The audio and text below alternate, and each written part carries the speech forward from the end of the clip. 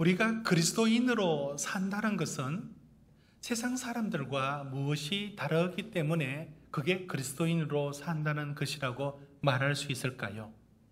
우리 삶을 이끌어가는 건 그게 무엇일까요? 무엇이 우리 삶을 이끌어가고 있습니까? 여러분, 우리 인간은 가장 기본적으로 욕구를 갖고 있습니다. 누구나 욕구를 갖고 있습니다. 이 갖고 있는 이 욕구로 인해서 그 욕구를 만족시키려고 하는 것이 우리 삶의 길입니다. 방송실 마이크 켜진 부분들 조정해 주시고 꺼주시기 바랍니다. 이런 그 인간이 갖고 있는 기본적인 욕구들을 그걸 단계적으로 이렇게 설명하는 분이 있는데요. 메슬로우의 인간 욕구 단계가 있는데요. 전에도 한번 보았을 겁니다. 한번 보십시오. 이런 식입니다. 피라미드 구조로 되어 있는데요. 이건 메슬로우의 인간 욕구 5단계 피라미드입니다. 사람은 무엇에 이끌려 사느냐? 가장 기본적으로 생리적인 욕구, 그 다음에 안전에 대한 욕구, 사회적인 욕구, 그 다음에 종교에 대한 욕구, 그 다음에 가장 높은 자아 실현에 대한 욕구를 가진다는 겁니다. 그러니까 하위 욕구가 만족되지 않으면 그 위에 있는 욕구의 행복을 추구할 그런 삶을 살지도 못한다는 것이죠. 예를 들어서 아니 배가 고프다라고 했을 때 배고플 때 금강산 구경도 식후경이라 이렇게 하여 그 배고픔이라는 생리적인 욕구가 만족되지 않으면 보고 관광하고 이런 그 위의 단계의 욕구들은 의미가 없습니다. 그럼 하위 단계가 만족이 채워져야 그 다음 행복을, 그 다음 만족을 또 추구해 간다. 이렇게 말하고 있죠. 가장 밑바닥에 이제 배고픔, 갈증, 잠을 자는 것, 이런 기본적인 욕구를 말하고 두 번째에 있는 그 욕구가 안전에 대한 욕구이죠. 편안한 그 보호를 받는다는 것. 그 세 번째 욕구가 소속감이라든지 애정에 대한 욕구. 이런 욕구들이 만족되어서 그 다음 사람들은 이제 우정을 또는 사랑을 어떤 소속감을 요구합니다. 이런 단계로 올라가는 것을 욕구라고 말합니다. 그런데 인간을 설명하는 것이 욕구가 전부라면 우리 모두 다 똑같은 욕구를 갖고 그 욕구의 만족을 위해서 살아갑니다. 그게 아니고 욕구만 있는 게 아니라 욕망이 있습니다. 욕구를 번역하자면 그 needs라고 영어로 번역할 수 있겠지만 욕망은요, desire, 간절하게 바라는 인간의 욕망이라는 게 있습니다. 욕구로만 만족할 수 없고 그게 다른 차원의 욕구로 채워줄 수 없는 부분들을 바라게 됩니다. 여러분, 욕구는 내 몸이나 내 정서가 요구하는 것을 채우면 만족을 느낍니다. 근데 욕망은 그런 게 아닙니다. 예를 들어서 우리가 배가 고프면 한 끼 식사로 채워서 만족을 얻습니다. 이것을 욕구가 만족됩니다. 그런데 저 사람 뭐지? 저 사람은 너무 좋은 레스토랑에서 식사를 하고 있어요. 나는 그렇지 못하고 있는 거예요. 비교를 합니다. 그리고 남과의 관계 속에서 아니 욕구만 가졌으면 나는 만족할 수 있죠. 그런데 욕망은 내가 욕구로 만족되지 않고 저건 뭐야? 나는 뭐지? 라고 하면서 관계 속에서 오는 그 욕망은 채워지지가 않습니다. 나는 왜 저렇지 하면서 배 부른 것 의미가 없어지고 또 불평과 불만이 나올 수밖에 없도록 욕망이 우리를 자극시킵니다. 그렇게 욕망의 지배를 받는 것, 욕구와 욕망의 지배를 받는 게 우리의 삶입니다. 여러분, 그 철학자, 프랑스의 철학자 장 보드리아르라는 분이 있습니다. 이렇게 생기신 분인데요. 이분이 소비사회라는 책에서 무슨 얘기를 하고 있느냐면 우리 인간이 소비하고 있는 게 물질이 아니라 그 물질이 갖고 있는 가치를 소비한다. 이런 관점에서의 그 얘기를 하고 있습니다. 이게 무슨 얘기냐면 여러분, 우리는 어떤 물건이 필요해서 구입한다고 생각하고 있습니다. 당연합니다. 이게 그의 공급과 수요 등 모든 경제 원칙, 원리들이 거기서 나옵니다. 그런데 장 보드리아르가 이런 지적을 하죠. 물론 이 사람만 그런 건 아니겠지만 인간이 소비하는 건 그 재화만이 아니다는 거예요. 그것이 가져다 주는 가치를 사람은 원합니다. 예를 들어 내가 욕구만을 가졌다면 그 욕구를 만족시키는 부분들로서 끝이 나는데, 그게 아니라 욕망이라는 게 있어서 그 욕망은 욕구를 만족한다고 되는 게 아니고 그건 다른 차원에서 생겨나오는 그 욕망입니다. 여러분, 차를 팔고 있는 CF 광고에 차가 성능이 좋다든지 엔진의 힘이 좋다든지 이제 더 이상 이런 식의 광고는 거의 다루지 않고 있습니다. 여러분, 손흥민 선수가 이제 볼보 차를 선전을 CF에 나옵니다. 뭘 파느냐? 여러분, 차는 볼보 차를 파는 게 아니에요. 뭘 파는가? 그걸 보면 보드리아르가 말하는 지적이 맞습니다. 한번 볼까요? 자, 지금 목표를 향한 호흡, 한계를 넘어선 호흡으로 정점에 서다. Top of the game, the new Volvo S90. 여러분, 볼보는 차를 파는 니즈에 초점을 전혀 맞추지 않습니다. 저 차를 사면은 당신은 손흥민이라고 하는 성공과 그 계열의 그 상류층이라고 하는 그 계급에 들어갈 수 있다라는 가치를 파는 것이고, 한마디로 욕망을 파는 것이에요. 그걸 파는 것이지 차 자체를 판다. 이제 그 초점을 달리하고 있다는 것을 알 수 있습니다. 여러분, 왜 람보르기니 스포츠카를 왜 구입합니까? 차 성능이 좋아서. 거짓말이에요. 차 성능 보고 사는 게 아니에요. 그건 차별합니다. 남이 못 가지는 걸 내가 가졌다라는 것으로 다른 사람과 다른 상류층으로 올라가는 기호적인 의미를, 그걸 구입하는 겁니다. 그러니 결국은 욕구만 가졌다라는 것으로 인간을 설명할 수가 없고 욕망에 의해서 지배를 받는다. 이게 맞는 겁니다. 맞는다 말은 옳다는 뜻이 아니라 인간의 모든 활동과 삶의 동기들은 그 욕망의 지배를 받게 되어 있습니다. 자, 그러면 예수를 믿는다는 게 무엇인가? 여러분, 그러면 신자들은 세상 사람들과 똑같이 그 욕망의 지배, 그 세상이 던져준 가치관의 지배를 받는 것, 그 욕망을 내가 이끌려 사는 것, 과연 그게 우리 신자의 삶일까요? 성경은 오늘 시편 119편은 우리가 다른 욕망, 그러니까 세상이 가지지 않는 다른 욕망이 간절하게 우리 속에 생기는 것, 그걸 신자라고 말해요. 그게 어떤 욕망인가? 이제 한번 살펴보겠는데요. 먼저 간단하게 시편 119편의 이 시편의 시를 특징을 잠시 소개를 하고 싶습니다. 여러분, 시편 119편은 성경에서 가장 긴 절입니다. 176절입니다. 왜 176절이냐면 이게 바로 알파벳 C입니다. 그러니까 히브리어로 알렙, 베드, 기멜 이렇게 하면서 영어로 A, B, C 이렇게 나가는 게 히브리 자음이 22자입니다. 이 22자를 8절씩 그 같은, 예를 들어서 A로 시작하는 말 8개, B로 시작하는 말 8개, C로 시작하는 말 8개, 이렇게 22개를 8번 하니까 176절이 되는 겁니다. 이렇게 짜여져 있는데요.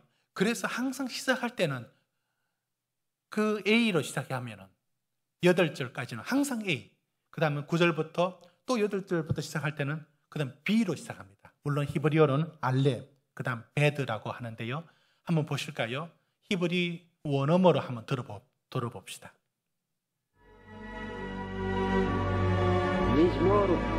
그래서 너무 잘 짜여져 있습니다. 이렇게 긴 내용들을 잘 짜여져 있습니다.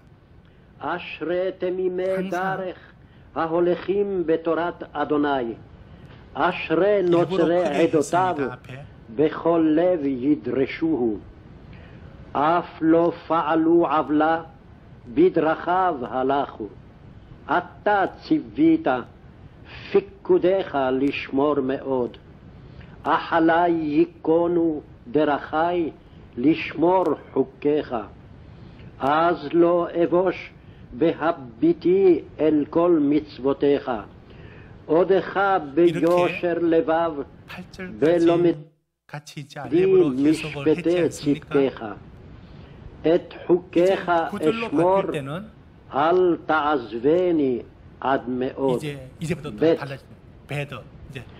במה יזכה נער את אורחו לשמור כדבריך. 자, 이렇게 굉장히 잘 짜여졌는데 이렇게 긴 내용을 잘 짜여져 있습니다. 의도가 있는 겁니다. 이건 누군가에게 기억시키려는 의도가 굉장히 강합니다. 그리고 방금 들었던 것처럼 운율을 넣습니다. 그러니까 마치 노래처럼 아주 긴 내용인데 노래처럼, 그리고 앞에 똑같은 알렙 8번, 베드 8번, 김멜 8번 이런 식으로 하면서 ABC 철자를 따라가서 누구한테 기억을 시키려는 목적이 분명합니다. 그러니까 시편 119편은 지금 우리한테 이 뭘 전해주려고 하는가, 그걸 우리가 먼저 이 구조에서 읽을 수가 있는데요. 뭘 읽을 수 있느냐? 여러분, 바로 다른 욕구와, 저는 이제 시편 119편에서 몇 번의 설교를 하게 될 건데요. 오늘 제가 첫 번째로 찾았던 말씀이 무엇이냐면, 이 119편을 읽으면 욕구, 욕망, 다른 욕망이 이 사람에게는 계속 일어나고 있어요. 그게 뭔가? 이제 절로 한번 쫓아와 보십시오. 1, 2절은 같이 읽고 그 다음은 눈으로 쫓아오시면 됩니다. 자, 1, 2절 같이 읽습니다. 준비하시고 1절, 2절 시작. 행위가 온전하여 여호와의 율법을 따라 행하는 자들은 복이 있으며 여호와의 증거들을 지키고 전심으로 여호와를 구하는 자는 복이 있도다. 자, 지금 여러분 복이 있다 말을 슉 넘어가면 안 돼요. 이게 무슨 말이냐면 정말 행복, 뭐가 만족을 주느냐? 니즈, 무슨 욕구를 만족시킨다고, 무슨 욕망을 한다고 만족을 얻을 수 있느냐? 그 얘기입니다. 자, 그렇게 말합니다. 그게 뭐냐? 하나님의 말씀, 이 하나님의 말씀이 정말 만족을 주고 정말 복을 준다는 얘기를 하는 겁니다. 그래서 율법이란 말을 1절부터 8절까지 각 다른 말로, 1절은 여호와의 율법, 2절은 여호와의 증거, 3절은 주의 도, 4절은 주의 법도, 5절은 주의 율례, 6절은 모든 계명, 7절은 의로운 판단, 이렇게 하면서 다른 단어를 8번 사용하면서 이렇게 말씀을 합니다. 자, 여기서 찾아내야 될 내용, 제가 설교 말씀에서 찾았던 부분들을 여러분들도 지금 잠시 느끼는 부분이 있어야 됩니다. 제가 그거를 느껴보도록 제가 이제 구절을 말하겠습니다. 한번 따라와 보십시오. 2절, 이 사람이 가진 욕망이 어떤 차원의 욕망인가 보십시오. 2절, 여호와의 증거들을 지키고 전심으로 여호와를 구한다. 10절,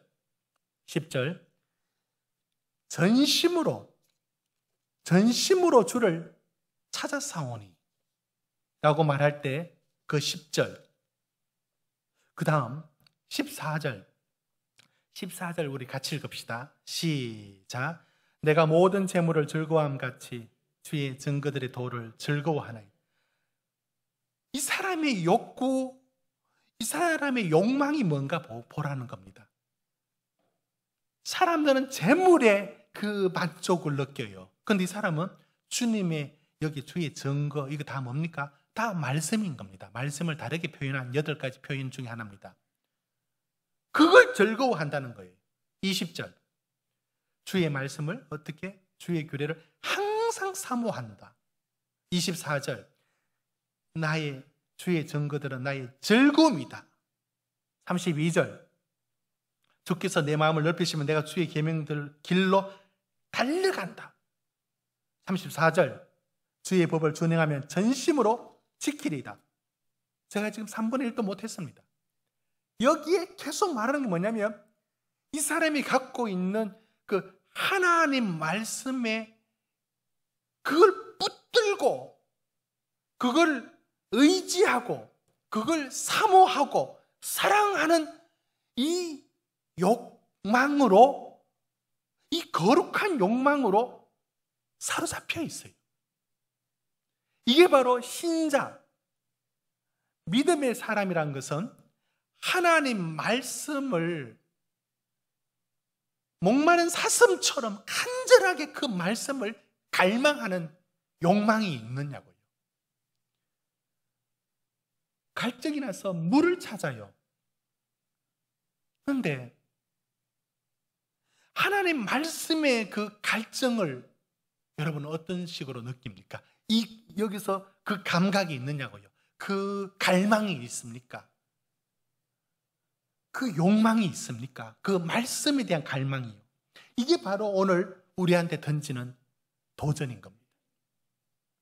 저는 우리 참비 가족들이 여러분 어느 시대나 바리새인이 있고요, 어느 시대나 사두개인이 있습니다.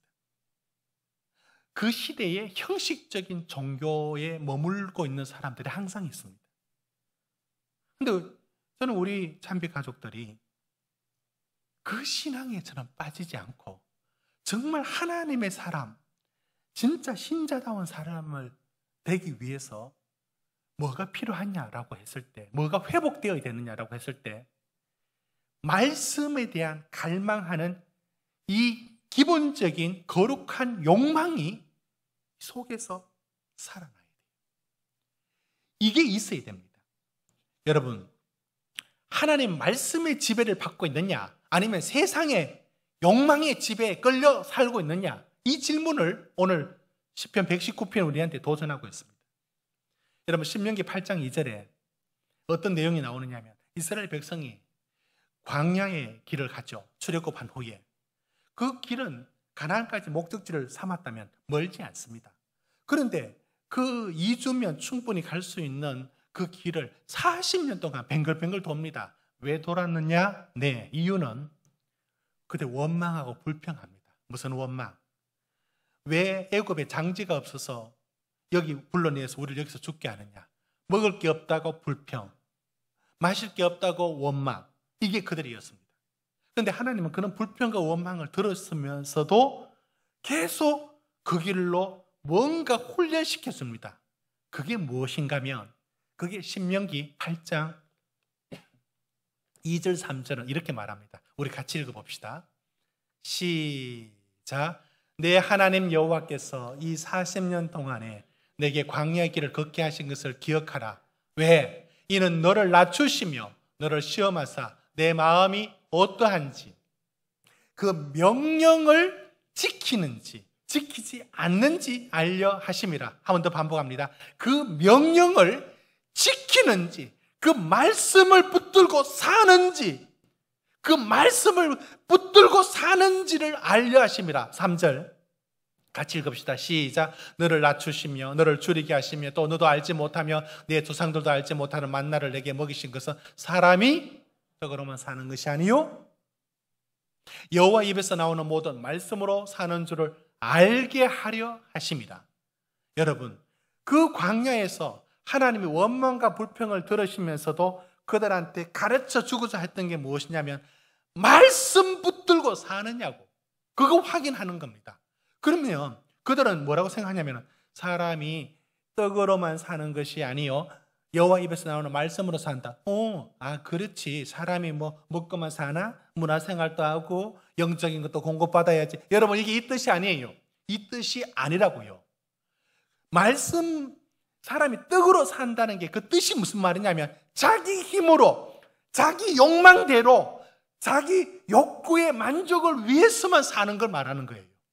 그러면 말씀 떡으로만 사는 것이 아니요 여호와 입에서 나오는 말씀으로 산다라고 했을 때 말씀으로 산다는 게 뭐냐면 그 말씀의 인도를 받고 하나님이 내 삶을 주관하시고 내 필요한 것을 공급하신다라는 그것을 붙들고 사는 걸 말합니다.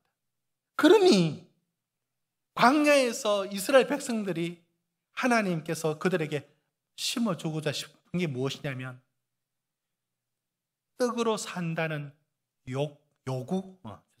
욕구와 욕망으로 채워나가면 산다. 그게 아니고 뭘 일러주느냐면 삶의 길이 그건 세상의 사람의 길이고 너희는 하나님의 말씀 하나님이 공급해 준다.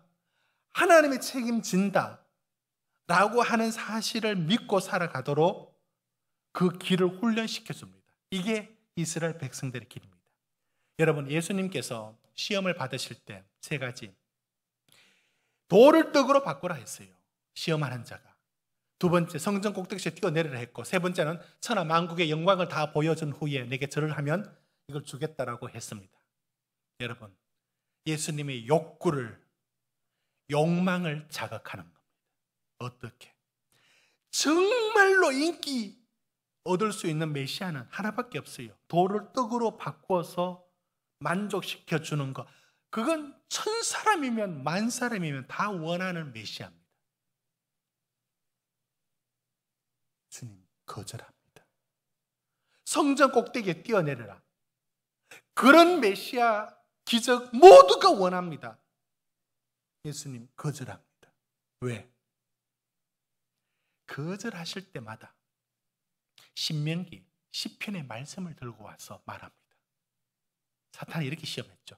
네가 만일 하나님의 아들이라면 즉 메시아로서의 자격을 뭐로? 모두가 원하는 메시아가 되라. 돌을 떡으로 바꿔라. 모두가 원하는 기적을 원하는 사람들에게 만족을 주는 것으로 메시아가 되라. 거절할 때마다 예수님은 당신의 말을 하지 않습니다. 말씀을 가져옵니다. 그게 바로 사람이 떡으로 사는 게 아니요라고 할 때 그 말씀이었고 여호와 하나님을 시험하지 말라는 시편의 말씀이 그 말씀이었고 천하 만국의 영광을 보여주고 하나님만 섬기라고 말하는 신명기 6장의 말씀도 다 예수님이 하나님의 말씀을 가져옵니다. 이게 무슨 말인가? 예수님은 당신의 메시아의 그 길을 사람들이 원하는 욕구와 욕망의 메시아가 되라는 걸 거절하시고 오직 하나님 당신이 해주신 말씀이 거기서 1cm도 나가지 않습니다. 그 말씀만이 기준이고 그 말씀만이 당신의 갈 길로 정합니다. 그 길이 얼마나 고독한지 아십니까? 가장 친한 베드로, 인간적으로는 가장 마음 통했던 사람이 베드로입니다. 베드로는 단순하지만 그 사람 예수님은 베드로를 사랑했어요. 그런데 내가 십자가의 길을 가겠다라고 하고 죽음을 얘기했을 때 베드로가 뭐라고 했는지 아시죠? 마태복음 16장 22절에 예수를 붙들고 항변합니다. 주여 결코 당신에게 그런 일이 일어나서는 안 됩니다 라고 말합니다. 그때 예수님이 사단아 내 뒤로 물러가라 라고 말하셨죠. 여러분 그런 말하는 예수님 마음이 얼마나 상처가 되고 힘이 들었을까요? 가장 사랑하는 사람의 그 한마디마저도 못 들어줍니다. 왜? 하나님 말씀만이 당신의 길이기 때문에 그 사랑하는 제자가 요구하는 왜 그 길로 가야 되느냐고, 왜 그 길이냐고, 왜 그 십자가로 가야 되느냐고 할 때 예수님은 겟세마네 기도처럼 내 뜻대로 마시고 당신의 뜻대로 라고 말하면서 갔던 것처럼 전적으로 하나님 말씀에 자신을 맞추어 갑니다. 이것이 주님이 가셨던 길이었습니다. 저는 이제 한 사람을 소개함으로 말씀을 맺을까 합니다. 사랑하는 성도 여러분, 세상은 끊임없이 우리한테 욕구를 만족시키며 소박하게 살고 싶은 우리들을 가만두지를 않습니다. 항상 우리를 세뇌시킵니다. 욕망을 불러넣습니다. 얘기에게 그게 뭐니? 그거로 뭘 살아? 야, 그게 뭐니? 더 많이. 세상은 항상 욕망을 자극시킵니다. 그리고 그 욕망이 나쁘든 좋든 그 욕망으로 살아가도록 우리를 끌고 갑니다. 그렇게 끌려가는지도 모르고 살아갑니다.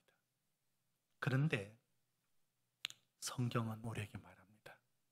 광야에서 이스라엘 백성들을 훈련시켰듯이 욕망에 끌려 떡으로 살지 말고 하나님의 말씀이 그게 내 힘이 되고 하나님의 말씀이 그게 내 지혜가 되고 하나님의 말씀이 그게 내 위로가 되어서 그 말씀이 파수꾼이 아침을 기다리고 목마른 사슴이 시냇물을 기다리는 그 갈급한 욕망, 거룩한 욕망, 그 말씀을 먹어야 산다.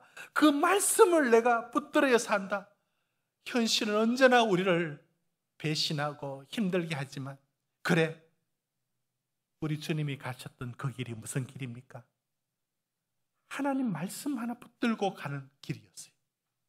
오늘 우리도 말씀 하나 붙들고 가야 되는데 아브라함과 여러분 롯을 비교해 보면 단번에 드러납니다.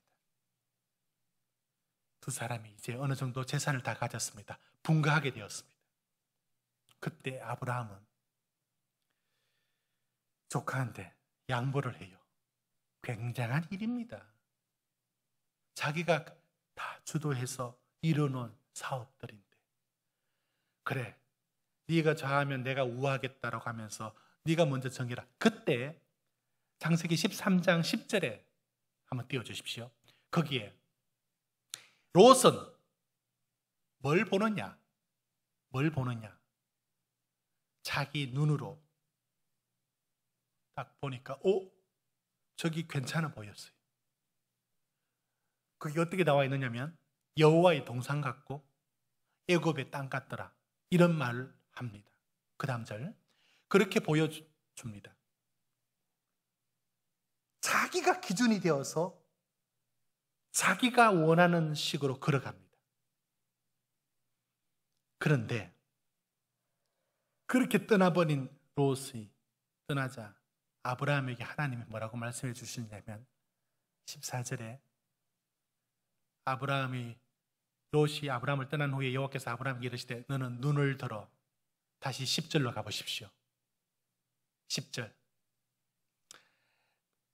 롯이 잘 보셔야 됩니다. 눈을 들어, 롯이 바라보는 눈을 들어라고 할 때 이 눈은, 롯은 인간의 욕구와 욕망으로 판단한 길입니다. 그런데 14절 하나님께서 아브라함에게 눈을 들어라고 보게 한 이것은 네가 아니라 하나님의 말씀과 하나님의 인도, 그걸 그 욕망으로 보라는 거죠. 롯의 길은 인간의 길이었어요. 저 땅은 소돔과 고모라로 인생이 끝납니다. 왜 하나님은 아브라함의 길을 이렇게 인도하실까요? 하나님 말씀이 내 삶의 기준이 되고 내 생각과 정서와 의지까지도 이 말씀이 나를 지배하도록 읊조리고 묵상하고 암송하고 읽고 큐티하고 선포된 말씀 기억하고 그 말씀을 담고 끊임없이 그 말씀에서 내 길을 찾고 방법을 찾아 나가는 이들, 그게 아브라함의 길입니다. 저는 우리 사랑하는 잔비 가족 식구들이 거룩한 욕망인 말씀의 이끌림을 받고 말씀의 위로받고 말씀의 용기 얻는, 그래서 그 말씀이 실질적으로 나를 지배하도록 가는 참 신자 되기를 주의 이름으로 축원드립니다.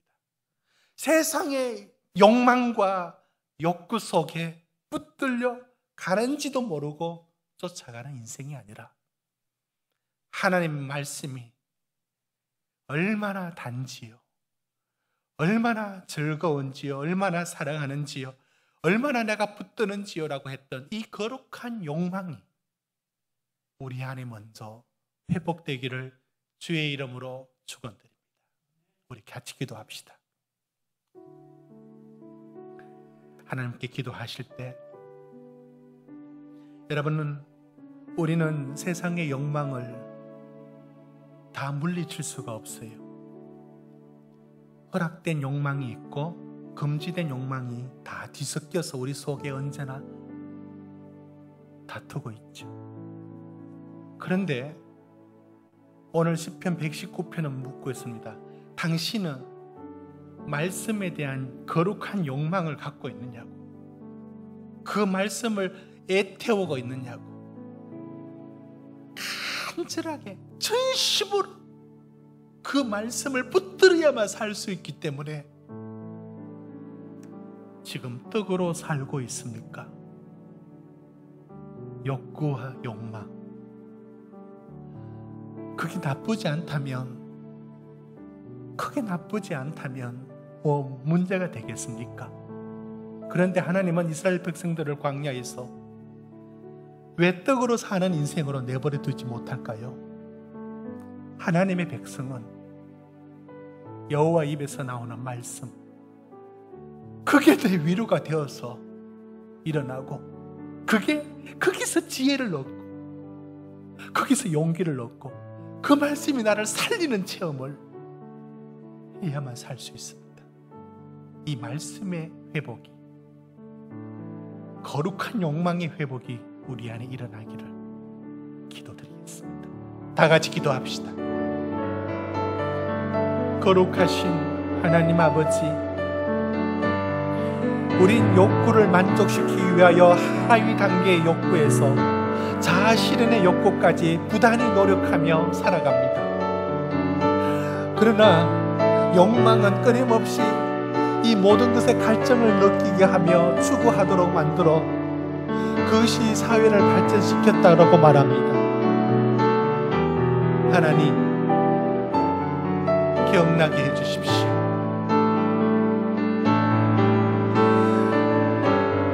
이것으로 우리 인생을 살아가도록 하나님은 그냥 두지 않습니다. 하나님의 말씀이 내 생각을, 하나님의 말씀이 내 감정까지도, 내 의지까지도 주관하도록 그 말씀의 지배를 받기를 소망합니다. 욕망대로 내버려 두지 마시고 거룩한 욕망인 말씀이 그것에 애타며 사모하기를 목마른 사슴처럼 사모하는 마음을 주시옵소서. 우리 참비 모든 교우들이 이 복을 누리게 하여 주시옵소서.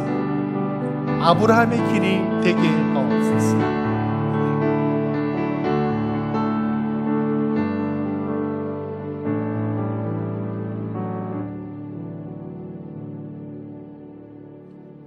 예수님의 이름으로 기도드리옵나이다. 아멘.